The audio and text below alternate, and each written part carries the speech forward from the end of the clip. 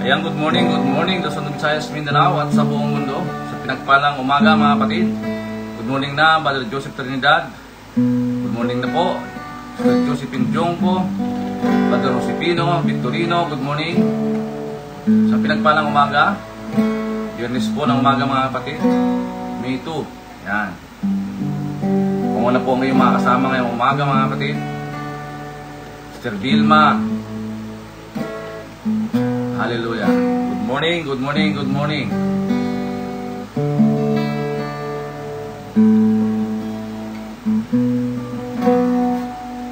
Tuloy nga pinagpala na po ang umagang ito mga kapatid. Sister Angie, good morning na po. Sister Adora, yan. Ipon tagging po sa mga kilala po natin. Ipon sharing din. Mas marami pong makapanood ng ating pong live streaming ng Daily Vibrant Word sa araw po nito. So bago tayo po mag-umpisa, tayo po ay umawit. Brother Dennis, good morning. Nagpala po ang araw na ito. Hallelujah. Lord, we praise you. Glorify your name, Lord. Tunay nga, Panginoon, tapat ka sa aming buhay.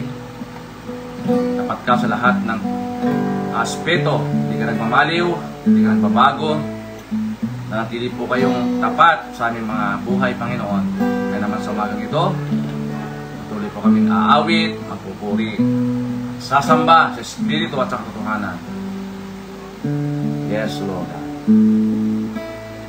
Sa Panginoong Jesus ako magtitiwala, sa biyaya niya't habang buhay ko ay may kalinga. Sa pagsubok at lumay, naroon siya't dumaramay. Ang Panginoon tapat kailan paman. Hallelujah. Kung ika'y nanlalamig at wala kang malapitan, para bang ang daigdig sa iyo pinapasan, alalahanin mo sana, minamahal ka niya. Ang Panginoon tapat kailan paman. Biyaya niya't habag sa buhay ko'y sapat. Di man karapat-dapat na ako ay niligtas. Pangako niya'y di nag-iiba, di tulad ng iba. Ang Panginoon tapat kailan paman. Biyaya niya't habag sa buhay ko'y sapat. Di man karapat-dapat na ako ay niligtas. Pangako niya'y di nag-iiba, di tulad ng iba. Ang Panginoon tapat kailan paman. Alalahanin mo sana, minamahal ka niya. Ang Panginoon tapat kailan paman. Ang Panginoon tapat kailan paman. Ang Panginoon tapat kailan paman. Tunay nga, Panginoon, ang iyong katapatan ay hindi nagmamaliw mula noon, ngayon, at magpakailanpaman. Hindi na katulad ng tao na hindi tapat sa kanyang pangako. Kayo po ay tapat,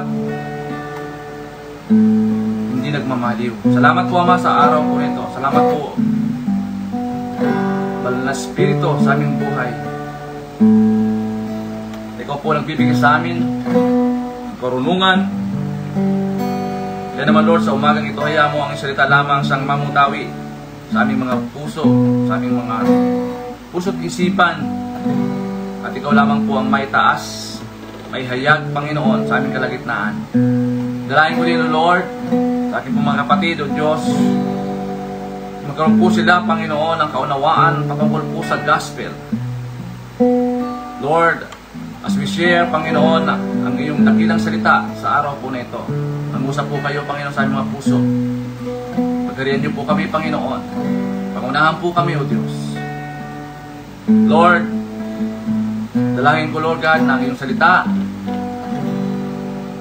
lamang, O Diyos, ang aming pong maririnig sa araw po na ito, sa umagang ito, Panginoon.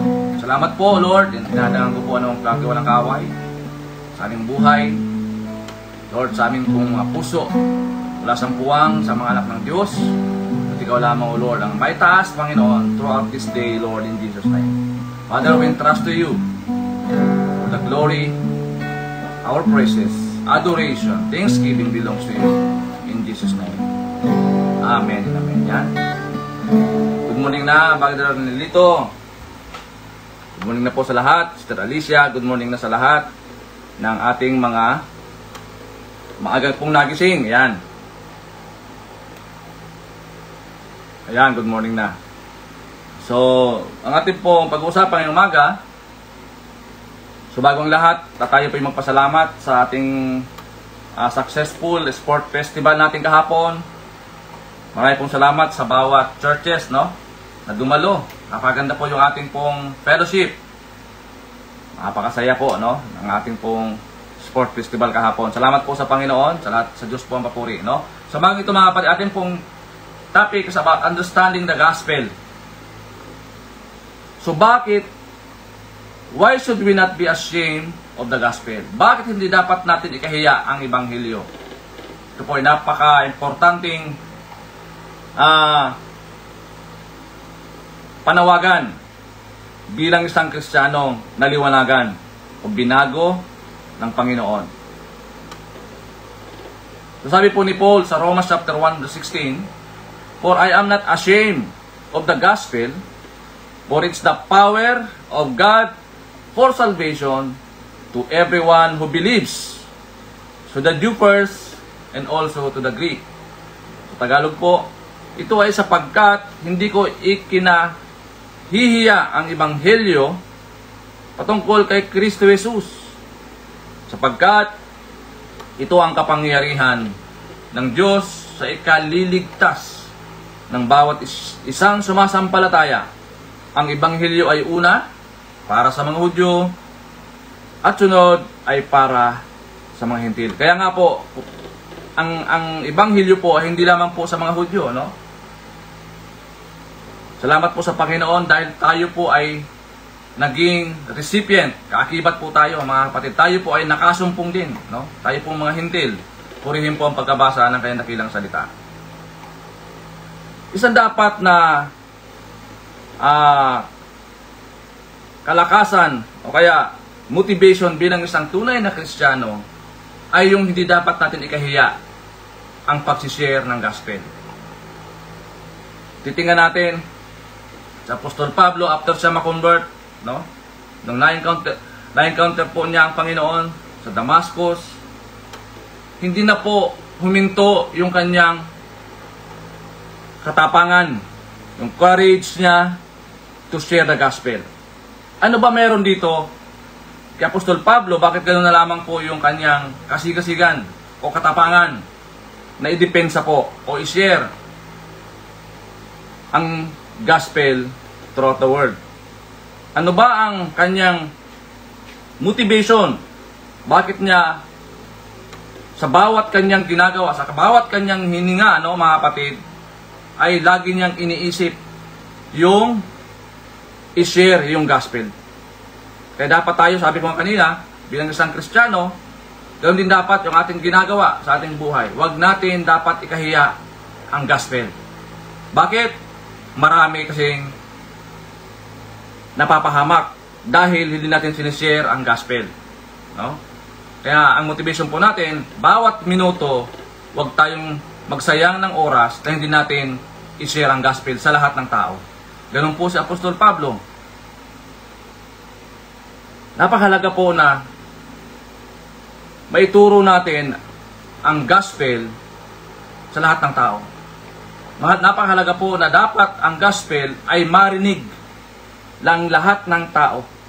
Dapat wala tayong pinipili, no, nababahagi na ng gospel, mga kapatid. So ano ba ang tatlong puntos dito? Sabi po dito, why should we not ashamed of the gospel? Number 1, Jesus was not ashamed of us when He was shamed on the cross. Marami po mga tao parang gusto pa magpapako sa cross kaysa sa mag-share ng gospel. Kaya nung nakaraan, no? Nung Semana Santa, may mga tao na nagpapako sa cross kaysa i-share yung gospel. Nung ang ating pong Panginoon ay nandun po sa cross, no?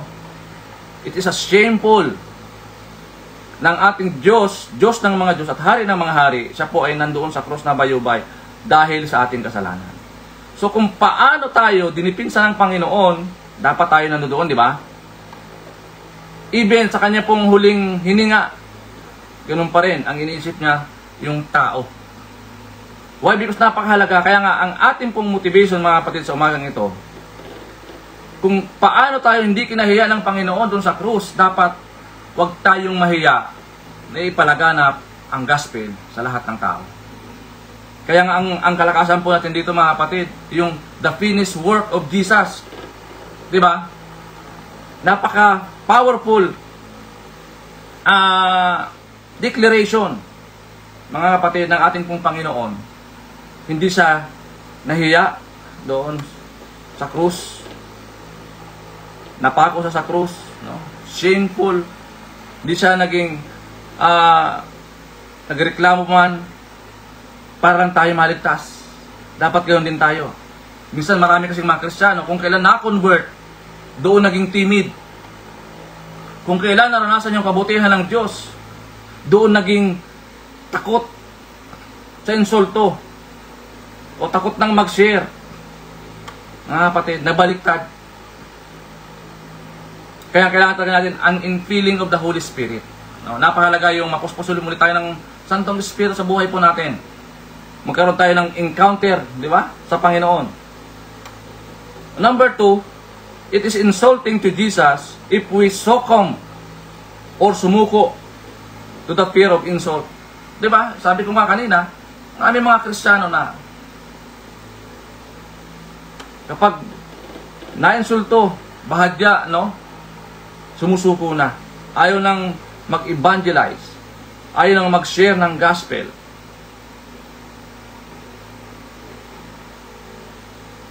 Mga kapatid, ito po ay isang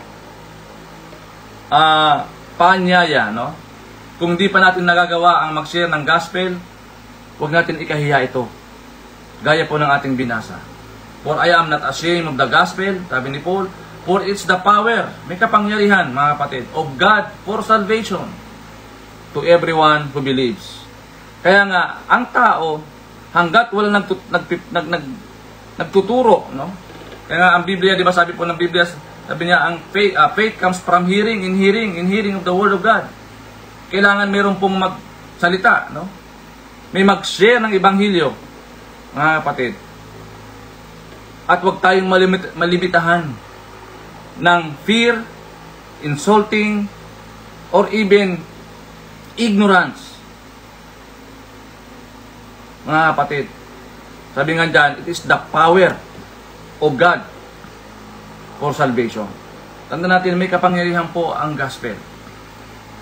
Kung titingnan natin sa kapanahonan natin, kung hindi ginawa ito ni Apostol Pablo, mga kapatid, hindi nakatin sa atin yung Ebanghelyo. Kaya nga sabi ko, tayo po yung recipient, mga kapatid. Kaya dapat ganoon din tayo. Kaya napakahalaga po yung mag-share ng gospel. Maisalba yung kaluluwa doon sa dagat-dagatan. Diba? Maiaho natin yung mga taong ignorante sa kapangyarihan ng Diyos. Yung mga taong walang alam sa magandang balita. Kaya nga, napakahalaga, mga kapatid, na ma-educate po natin sila sa pamamagitan po natin. Gaya po ni Apostol Pablo, wala siyang pinipiling tao, pinipiling lugar na pupuntahan kahit na siya ay pinipersecute pa. Ganun po yung kanyang kasigasigan sa pagsishare ng gospel. Why? Because hindi lamang niya na-encounter ng Panginoon, mga kapatid, nagkaroon siya ng katapangan.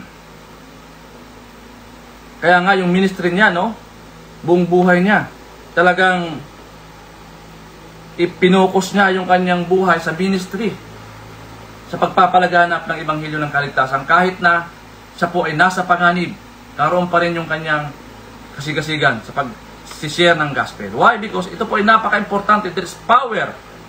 It's a power of God for salvation, mga kapatid. Huwag tayong matakot dun sa mga insulto ng tao. Ang mahalaga, ma-share natin yung gospel sa kanila. Yung pagko-convert nito, hindi natin problema yan. Problema na yan ng Santong Espiritu. Ang kailangan natin gawin, i-share yung gospel. Magsalita tayo, ibuka natin ang bibig at ipahayag sa mga tao ang gospel.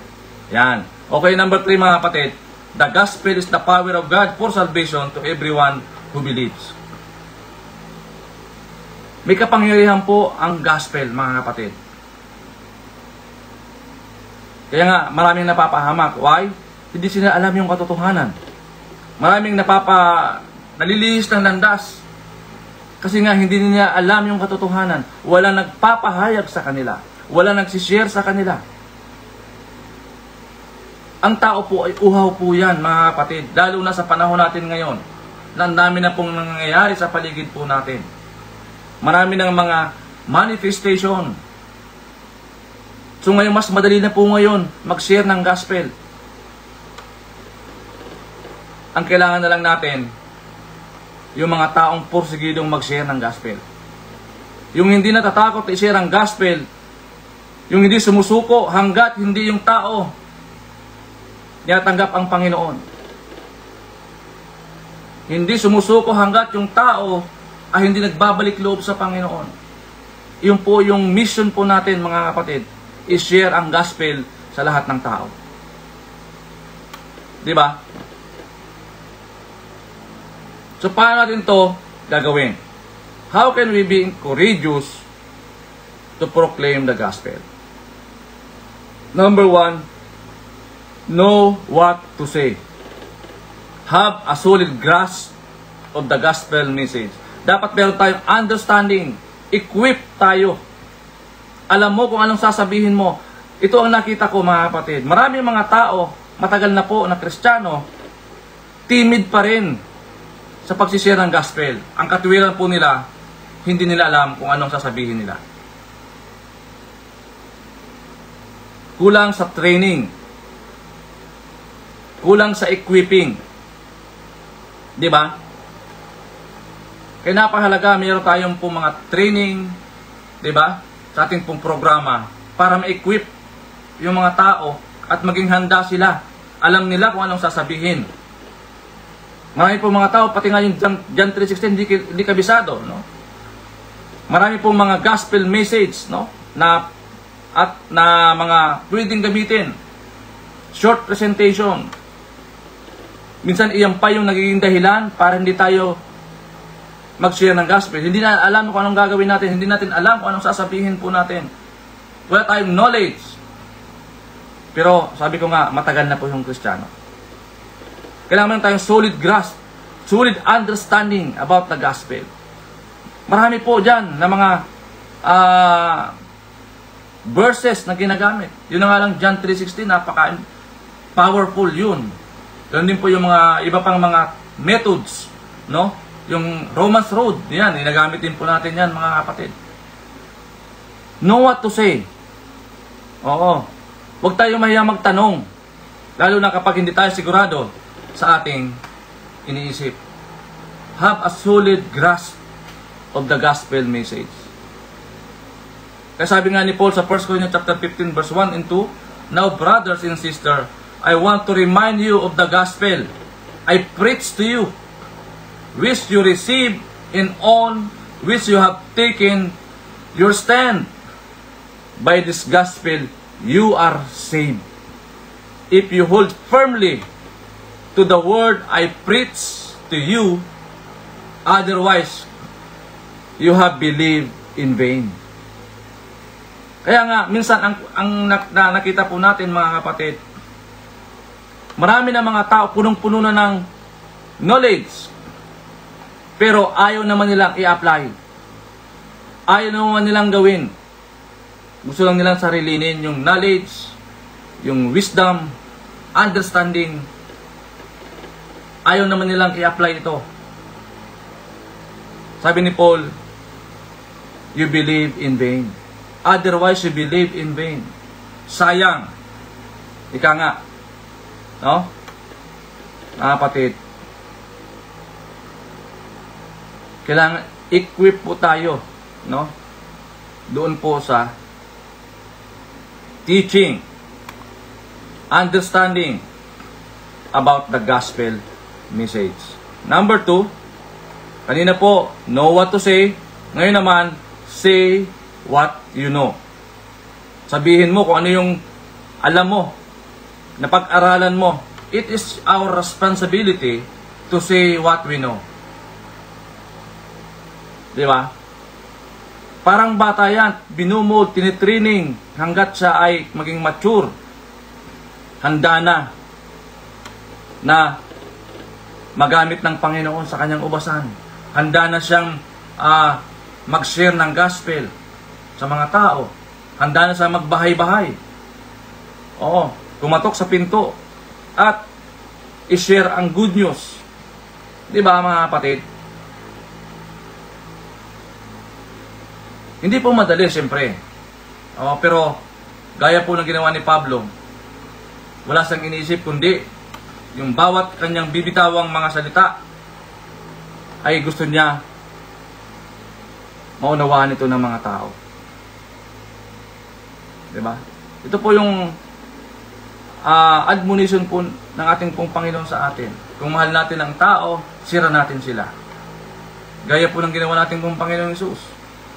Tayo po ay the byproduct. Tayo po ay inisip ng Diyos. Iniwan niya yung 99 para tayo po ay hanapin. No? Tayo po ay nasumpungan. Kaya nga, tayo po yung exact representation, no, ng being ng Panginoon na tayo po ang gagamitin niya to share the gospel. Diba, mga kapatid? Bawat isa po sa atin ay inutusan, kinumisyon ng Panginoon to share the gospel. Diba, mga kapatid? Hindi lamang po yung mga tulad namin. Kaya ngayon marami ng mga platform ang ginagamit ngayon. Why? Because kahit saan ka man, maaabot ka ng ganitong mensahe. Basta meron kang cellphone and internet. Diba? Para kapag tune in ka sa mga ganitong platform, diba? Kaya mahalaga, no? Ito nang unahin natin sa umaga pa lang, ang Daily Vibrant Word. Kapatid. Napakahalaga na may share natin yung mensahe, yung gospel message, may share natin ito sa mga tao through this platform. Napakahalaga. And number 3, trust the Spirit. It is the responsibility of the Spirit to convert the hearts of people. Trabaho na po ng Santong Espiritu yung mag-convert ng tao. Hindi natin trabaho po yan. Ang trabaho po natin is share ang gospel.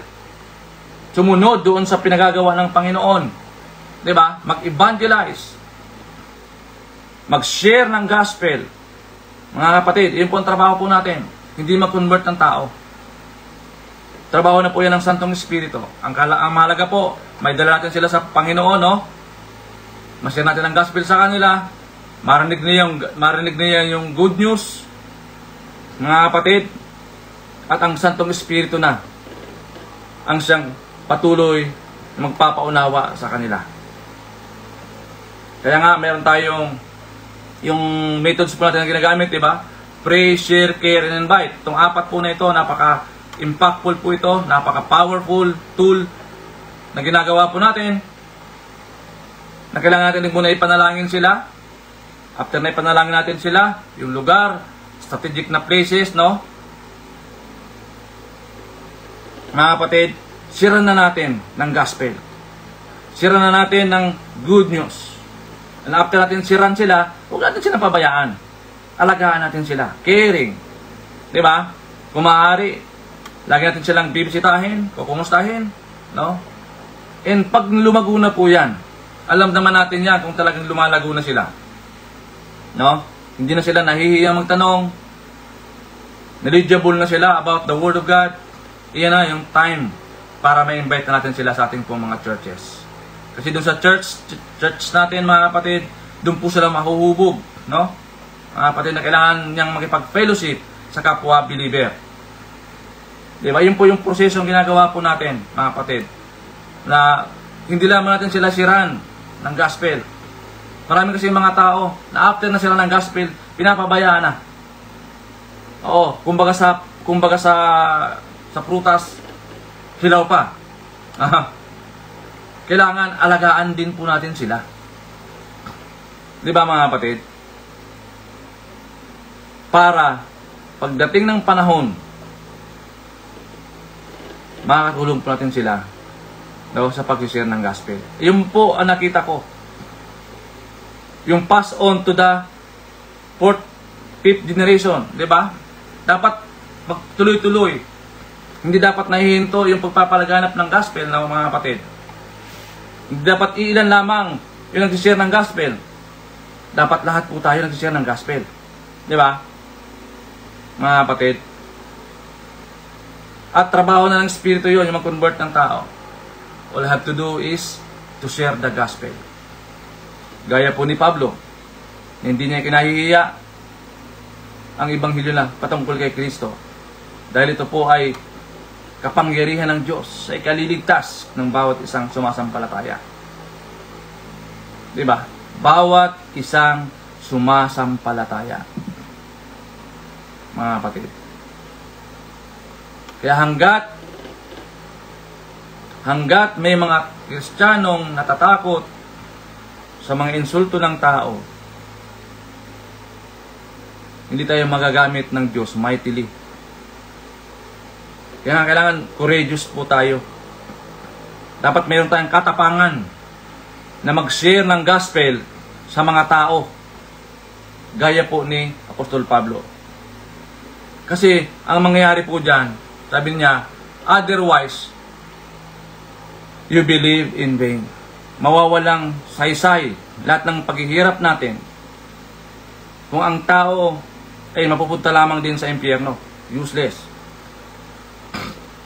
Kaya nga mga kapatid, ang goal po natin o ang role po natin bilang isang Kristiyano, mga kapatid, matransform sila. Madala natin sila sa paanan ng Panginoon. Masira natin sila ng gospel. May padama natin sa kanila yung pag-ibig na nagmumula sa ating pong Panginoong Hesus. Di ba mga kapatid? Maramdaman nila ng Diyos na ating sinasamba ay buhay at totoo. Maranasan nila yung tunay na pangako ng Diyos. Magampanan nila yung inaatang ng Panginoon. Maintindihan nila yung gospel message. Kaya nga yung topic natin, understanding the gospel. The righteous shall live by faith. Di ba mga kapatid? Ayan, marami pong salamat. Now, as a question to consider, sabi po dito, why should we focus on sharing the gospel and leave the result to the Holy Spirit? Bakit tayo dapat tumuon sa pagbabahagi ng Ebanghelyo at ipaubaya ang resulta sa Espiritu? Yes, ito po ang trabaho po natin. Mag-share ng gospel. At hayaan na natin yung Santong Espiritu, no? Na mag-convert, magbago ng puso ng mga tao. Trabaho na po yan ng Santong Espiritu. All I have to do is to share the gospel, maging bold sa pag-share ng gospel, maging matapang, maging courageous sa pag-share ng gospel, at huwag malimitahan ng mga sirkungstansya. No, mga kapatid. Dahil iyan po ang kapangyarihan ng Diyos sa lahat ng mga taong nanampalataya sa Kanya. Purihin ng Diyos mga kapatid. Salamat po sa 28 viewers po natin. Good morning po Pastor Ani, Pastor Perseus, Sister Jonah, Brother Nilito, Sister Mary. Yan, good morning po mga kapatid. Salamat po sa inyong patuloy na pagtangkilik, pagsubaybay sa ating pong gawain sa araw-araw mga kapatid, every 5 a.m. in the morning, ang Daily Vibrant Word. Salamat po ng marami, mga kapatid. Pagpalain po tayo ng Panginoon sa araw na ito. Maging mabunga po ang ating mga buhay, mga trabaho. Yan. Ingatan tayo ng Panginoon sa buong maghapon, mga kapatid. Salamat po at yun, sabi ko nga po kanina, salamat po sa ating pong successful and victorious sport festival kahapon. Napakasigla, napakasaya yung ating fellowship, mga kapatid. Salamat po sa bawat isa na nag-participate, no? So ngayong umaga po, akin pong tinataas sa ating pong mga kapatid, kung sino man ngayon po ay nakakaranas ng depression, anxieties, even may mga karamdaman, ayan natin ang kapangyarihan ng ating pong Panginoon Jesus, ang patuloy na humipo, magpagaling, magbigay ng encouragement, magbigay ng kapayapaan sa ating pong mga kapatid. And as we conclude, Lord, sometimes I'm terrified by just the thought of spreading the gospel. Minsan takot kami, Panginoon. Naging timid kami, O Lord, sa pagsishare ng gospel. Forgive us, Lord. I'm sorry, Lord. I do not ashamed of you or your gospel message. Lord, baguhin niyo po ang puso po namin. Let be courageous. Maging matapang kami sa pagsishare ng gospel. Deepen my knowledge of the gospel. Lord, kung meron pang agam-agam kami, Lord, alisin niyo po ito, Panginoon. I trust the Holy Spirit to work in our hearts and to work in every heart of people. I want to win for Jesus. Ito po ang nais po namin, Panginoon. Lahat ng mga tao gusto namin madala sa Panginoon. Mawin po natin for Jesus. Gaya po ng puso ng Apostol Pablo. Wala sang inisip kundi masave itong kaluluwang ito. Masiran itong kaluluwang ito. Hindi niya kinahiya ang gospel. Hindi siyang dalawang isip na ipahayag ang gospel. Let me stand, Lord, for Jesus as Jesus stood for me. Hindi kami kinahiya sa krus. Gaya din po, Panginoon, give us boldness and courage. Let me bear the cross just as Jesus bore the cross for me. Thank you, Lord God, sa oras po na ito. Father, marami pong salamat. Ganoon din po sa kagalingan, kapayapaan na pinagalo mo sa amin. Thank you, Lord. At amin pong inaalaala ngayon, mga kapatid, kung sino man ngayon ang meron pong Lord, meron pong kaarawan, no? Birthday, celebration, even anniversaries. Lord, dalahin ko, Lord God, na we rejoice to them today, Lord. Kami po nakikigalak sa kanilang mga birthday, celebration, mga kanilang pong anniversaries. Pagpalain niyo po sila, Lord, exceedingly and abundantly, above all we ask or imagine, according to the power that works within us, now and forever.